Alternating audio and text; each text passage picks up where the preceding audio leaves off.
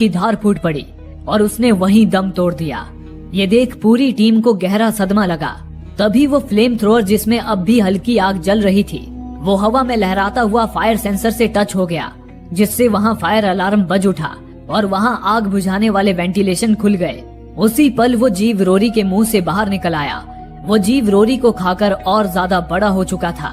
वो इतना इंटेलिजेंट था कि वो वेंटिलेशन से निकल रहे एयर को महसूस करके समझ गया कि वेंटिलेशन से बाहर निकला जा सकता है। ये देख डेविड और कमांडर सिस्टम पर बैठे शो के पास गए और उसे वेंटिलेशन बंद करने को कहा, लेकिन वेंटिलेशन को ऑफ करने का बटन काम नहीं कर रहा था। इस पर शो जल्दी से उसे मैनुअली बंद करने लगा, पर आखिरी वेंटिलेशन बंद होने से पहले वो जीव उस वेंटिलेशन से बाहर निकल भागा। ये देख सारे क्रू मेंबर के अंदर डर से कंपकंपी छूट गई, क्योंकि वो जीव अब आजाद था और स्पेस स्टेशन में कहीं भी हो सकता था। उन्होंने डरे सहमे रोरी की लाश को लैब से बाहर निकाला और उसे फॉइल से लपेटकर कार्गो डेक में रख दिया।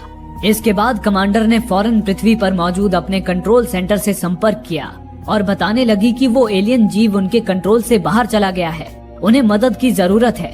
पर तभी उसी वक्त उनके कम्युनिकेशन सिस्टम में कुछ गड़बड़ी आ गई, जिससे पृथ्वी से उनका संपर्क पूरी तरह टूट गया। शो ने बताया कि ये गड़बड़ी स्पेस स्टेशन के बाहर मौजूद ट्रांसमीटर से है। अगर वो उसे रिपेयर कर पाए तो पृथ्वी से वापस संपर्क जोड़ सकते हैं। इस पर कमांडर कैट ने बाहर जाकर ट्रांसमीटर रिपेयर करने का फैसला किया। हालांकि इस काम में रिस्क था, क्योंकि वो जीव स्पेस स्टेशन के बाहर भी हो सकता था, लेकिन कमांडर हिम्मत दिखाती हुई स्पेस सूट पहनकर स्पेस स्टेशन के बाहर आ गई और ट्रांसमीटर में फॉल्ट ढूंढने लगी।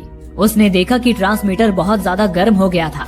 कमांडर समझ गई कि ट्रांसमीटर के कूलिंग सिस्टम में कुछ गड़बड़ी है, पर वो कूलिंग सिस्टम स्पेस स्टेशन की वेंटिलेशन से कनेक्टेड था।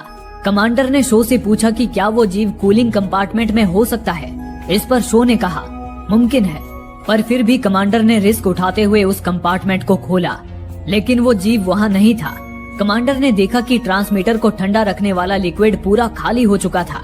तभी यू ने कमांडर को बताया, कमांडर, वो एलियन इंसानों की तरह एक कार्बन बेस्ड जीव है। उसे जीने के लिए हमारी तरह खाना पानी और ऑक्सीजन की जरूरत होती है।